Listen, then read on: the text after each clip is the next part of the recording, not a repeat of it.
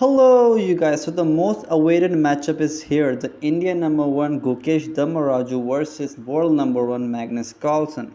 So let's not waste time and just straightly dive into this historic game. So Magnus Carlsen has the black pieces and Gukesh has the white pieces, and this is the quarterfinals. So Gukesh opens with queen's pawn opening d4. We have knight f6 by Carlsen and Gukesh chooses a London system with bishop to f4.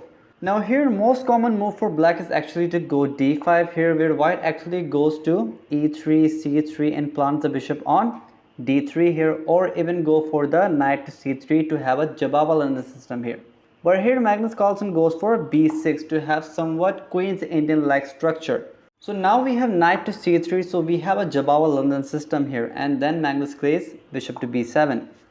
Now here white will love to play e4 here, but it is not possible because this square is attacked 2 times. So Gukesh prepared it with f3. Now e4 is coming and now black has 2 choices to make. Either go for the d5 to control the center or go for the e6 to have a flexible play and let white have a center. So Magnus Carlsen goes for the e6 approach.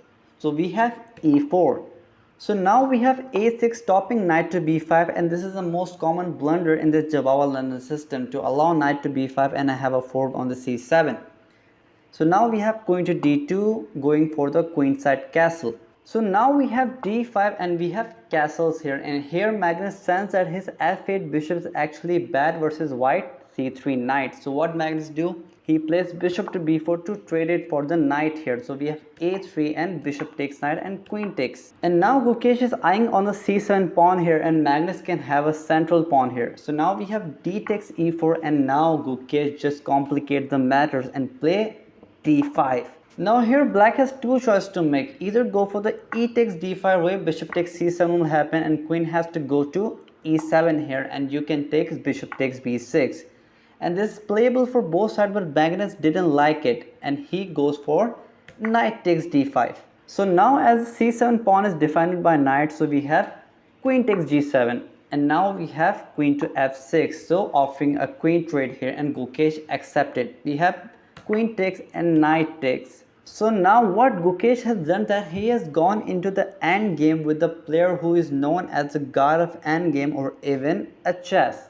So now his c7 pawn is hanging, but even going for the c7 pawn, his first place bishop to e5 to attack this knight here. So king to e7 force, and now he takes bishop takes c7. So now we have knight b to d7 here to protect this b6 pawn and develop the knight here. And now we have bishop to g3 because rook to c8 was threatened to win a tempo here. And now a very good move by Carlsen, rook to g8, actually eyeing on this g2 pawn. So whenever he develop a piece here, so he has to take care of this g2 pawn. So now we have bishop to e2, and now we have king to e8. So getting away from this d6 check. And now we have f takes e4, now we have knight takes e4, and now we have bishop to f3. So now Magnus and Gukesh simplify the position further via knight takes g3, h takes g3, bishop takes f3 and knight takes f3. And now we have an exchange of the pawns, rook takes g3 and rook takes f7. And now we have king to e7. So in the near future there could be a threat of winning a rook here. So now we have knight to d4, and now we have knight to e5. And now they further simplified with exchange of the knights here. Now the position looks extremely dry here, but let's see what happens in the game. Now we have rook to e2, so hoping to go to f2 here. But now we have rook a to d8 here, threatening a checkmate here. So now we have c3 defending it, and now we have rook to f4. So not allowing rook to f2. And now we have king to c2, and now we have rook to g8 here. So let's see what happens. And now we have p4.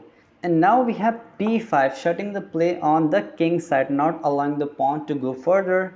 And now we have king to b3, and now we have rook to g4, eyeing on this g2 pawn.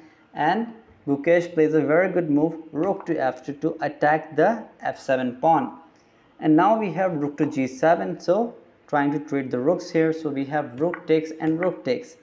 And this position with the perfect play has to be a draw here, but it is very complicated. So now we have a4 here, and now we have f4, and now we have a takes b4, and now we have a takes b5. And now we are in extremely critical position of the game here, and there is only one move that can save Gukesh here, and that the move is c4 here. And yes, it is c4, and this is inhuman to find it. This is very hard. Now the point of c4 is that yes, white will be down a pawn in this variation, but after rook to g3 and rook to f3 and b takes c4 and king takes c4 and rook takes g2, this b4 pawn is actually faster here and you can actually draw this. But here Gukesh misses it in place, rook to a2 here, which actually gives a winning tempo to Carlsen with king to f6 here, but Carlsen misses it and plays rook to g5 here to protect this b5 pawn via f4.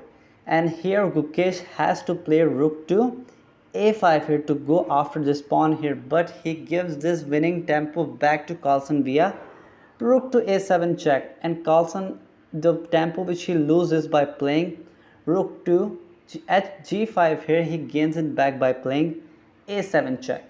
Now we have king to f6. Now bad for Gukesh that Magnus Carlsen plays the rest of the move very precisely and he just convert it with style here. So after e2, Gukesh resigned. Now he must strike back with the black to stay in the match here. So this was for the video. If you like the video, do like and subscribe the channel. Stay tuned for the more updates.